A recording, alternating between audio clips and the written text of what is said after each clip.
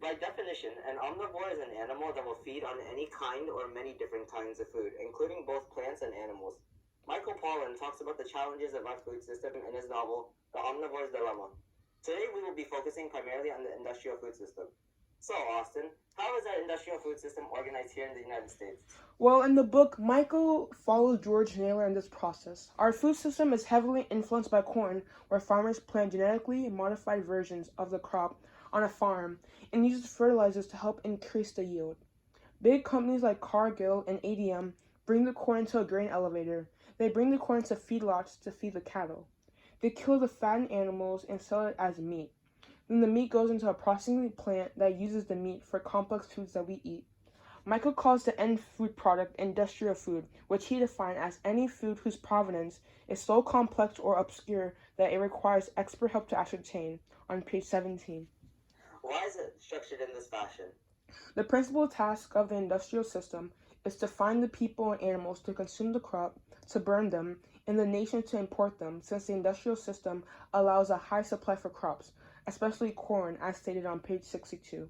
There's a high supply of corn because of farmers mass producing it for a subsidy from the government and GMOs, allowing for a higher yield in corn.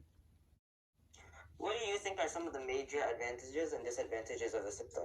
Well, some of the advantages are it creates a mass production of food. Technology allows for some of the most efficient use of crops like fertilizers and GMOs, and mass production caused crop prices to be significantly cheaper. Also, in the book, it talks about how Fitz Haber actually talked about like nitrogen and how it uses fossil fuels to help with the fertilizers, and that's the whole industrial part of the food system.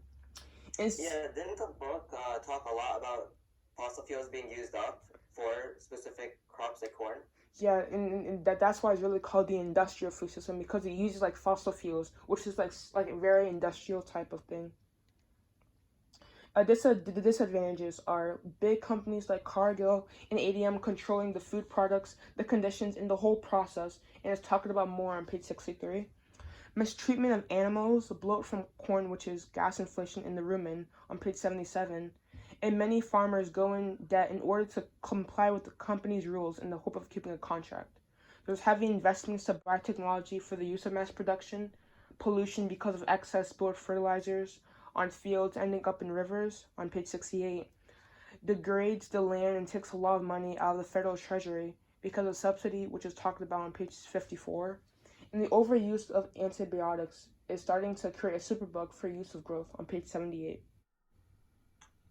Okay, so I'm gonna ask you how you feel about how the novel made you feel. Mhm. So, I personally thought that the novel has truly enlightened me on the cruelty some of the big corporations are allowed to get away with.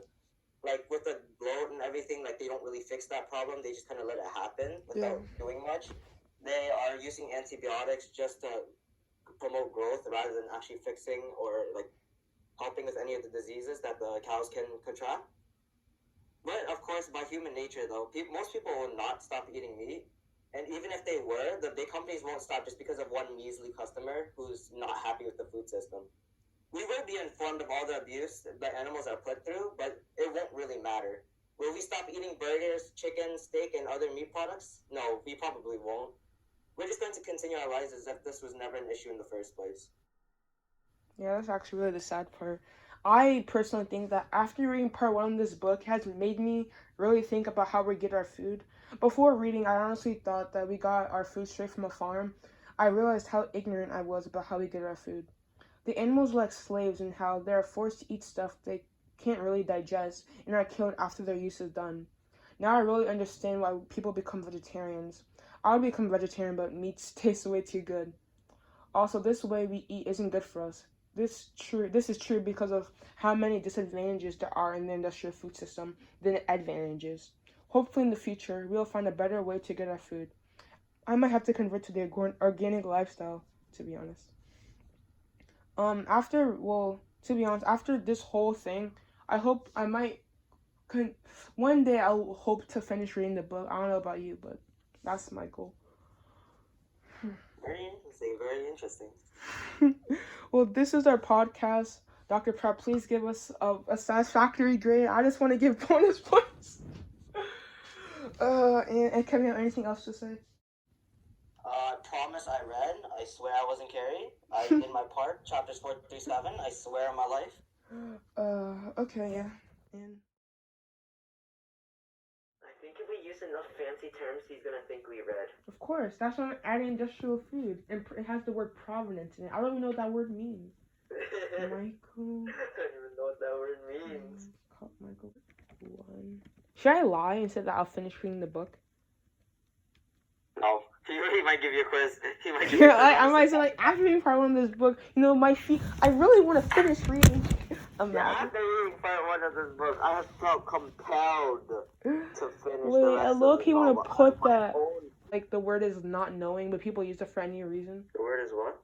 Like, the definition of the word I'm thinking of is not knowing, but people say the words, like, for random reasons. It's like not incompetent. Not, oh my gosh. And I realize how I'm so dumb right now. I know it. Ignorant. Jesus Christ, Austin. Ignorant. That is not There that we fancy of a go. word. That is really not that fancy of a word. Ignorant. I'm so happy. Let's go. Okay. I expected more from you, Austin. So, by definition, an omnivore is an animal that will feed on any kind or many different kinds of food. Clear? Include. Fuck. Okay. Okay,